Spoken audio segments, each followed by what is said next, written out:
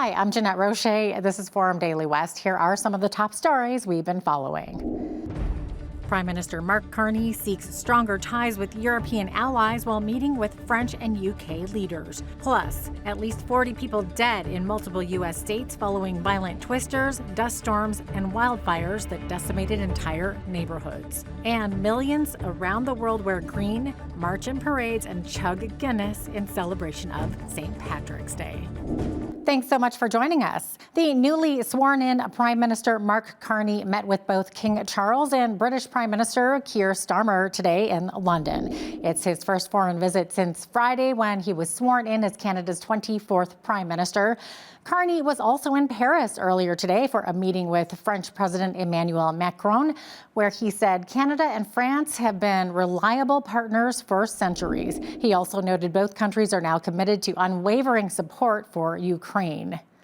Carney is also seeking stronger ties with allies in Europe during what he calls an age of economic and geopolitical crisis.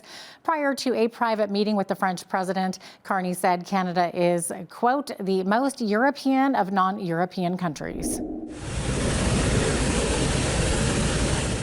With you, Mr. President, I want to ensure that France and the whole of Europe works enthusiastically with Canada, the most European of non-European countries, determined like you to maintain the most positive possible relations with the United States. Canada is a reliable, trustworthy, and strong partner of France, which shares our values and lives them through action during this age of economic and geopolitical crises. As Carney on Friday made a show of signing an order in council to eliminate the consumer carbon tax, today Conservative leader Pierre Poilievre announced he will axe the entire carbon tax law, which requires provinces to impose an industrial carbon tax. Even though Mr. Carney has signed a fake executive order to hide the tax for 35 or 40 days leading up to the election, it is still in place and it applies across the board. The tax is scheduled to go up 300% over the next 5 years, and hiding it for a few weeks will not change that. Carney's proposed shadow carbon tax will be bigger than Trudeau's carbon tax. And it's ultimately a trick.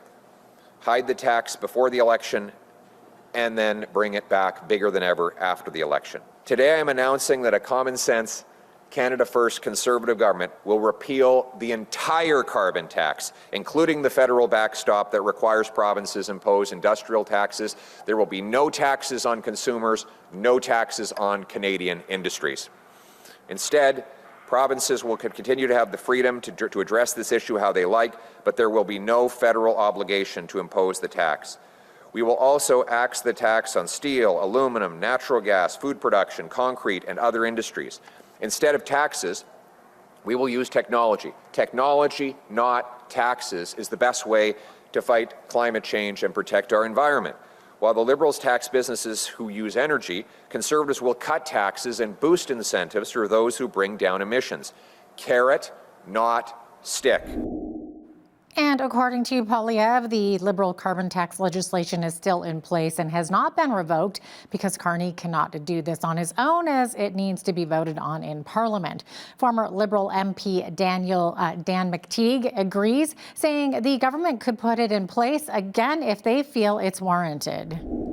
Look, I can tell you, it's a shell game, pardon the pun. They're going to take it off so that you vote for them.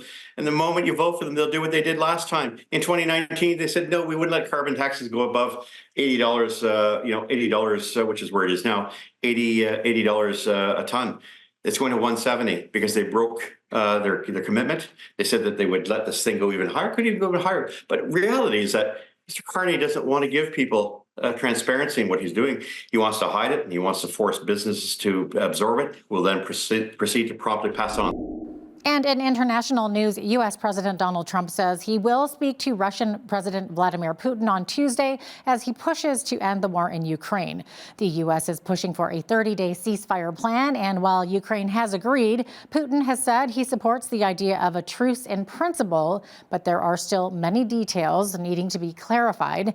Meanwhile, President Trump disclosed the upcoming conversation to reporters while flying from Florida to Washington on Air Force One Sunday evening.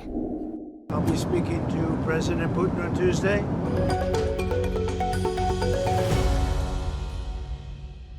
And according to our foreign affairs contributor, Lisa Daftari, for Russian President Putin, there is one particular condition he wants in exchange for a ceasefire. Here's Lisa Daftari of the Foreign Desk to explain. This war, basically, many will tell you, started because Russia had a fear that Ukraine was getting too chummy with the West, that was going to allow them to join NATO. And that would leave, Russia just surrounded and vulnerable. And for that reason, we had last week Putin agree tentatively with condition to a ceasefire. And everybody said, is the ceasefire done? Is the ceasefire done? And we were waiting to hear his conditions. And it makes sense that his condition is that he is guaranteed that NATO is not, that Ukraine is not let into NATO. And it makes sense on his part. It makes perfect sense. Well, residents are surveying damage from unusually vicious weather in multiple U.S. states where violent twisters, blinding dust storms, and fast-moving wildfires decimated entire neighborhoods. At least 40 people have died across Missouri, Arkansas, Texas, Oklahoma, Kansas, Alabama, and Mississippi as a sprawling storm barreled across the country's midsection toward the East Coast. Searchers combing a Winnipeg area landfill have now found remains of both murder victims they were seeking. Manitoba RCMP say a second set of remains found in the landfill have now been identified as Mercedes Marin. She and Morgan Harris were murdered by a convicted serial killer in 2022. The government confirmed earlier this month that Harris's remains had also been found in the landfill. A union representing more than 4,000 school support workers in Alberta says it has reached tentative deals that could end a 2-month strike as early as Wednesday. The Canadian Union of Public Employees says the contracts are for staff with the Edmonton Public School Board, as well as the public and Catholic school boards in Fort McMurray. Union President Rory Gill says all 3 deals include pay increases and would be valid through August of 2028. The new contracts do not cover the thousands also on strike from the Calgary, Sturgeon, Parkland, Foothills, and Black Gold school divisions.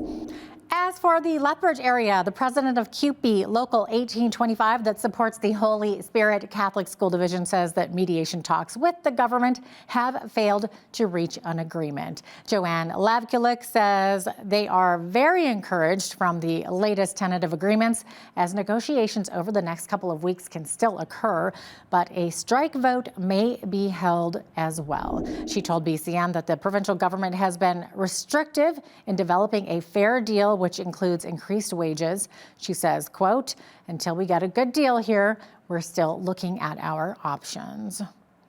According to the updated Alberta Substance Use Surveillance System, opioid deaths in Lethbridge have plummeted to a level not seen since 2019. The surveillance report shows 40 people in the city of Lethbridge lost their lives in drug poisoning deaths in 2024, excluding the months of November and December. That's a dramatic drop from 119 deaths in 2019 and the lowest since 2019 that saw only 20 deaths. Fentanyl was found to be involved in 95% of drug-related deaths in Alberta in the South Zone. In particular, methamphetamine was discovered in 74% of those related deaths. Lethbridge police say they are on the lookout for a 51-year-old man who is wanted on outstanding drug warrants. Leon Stephen Cugnet is wanted on 2 warrants for possession of a controlled substance for the purpose of trafficking. LPS says any information on Cugnet or his whereabouts are asked to call 403-328-4444.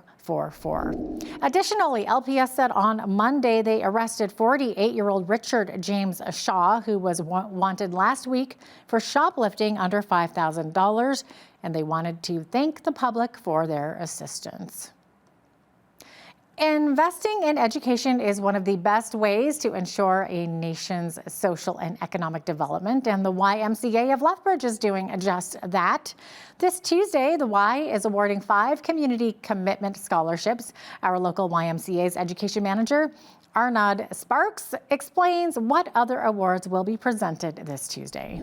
So the YMCA of Lethbridge Community Commitment Scholarship is a $1,000 scholarship that we give to our employees and volunteers. The RBC Future Launch Scholarship is a scholarship that RBC gives out to Black youth within our community. And then finally, the King Charles III Coronation Medal is for people who are contributing to Canada as a whole, whether that be as a volunteer, as an athlete, as a community member.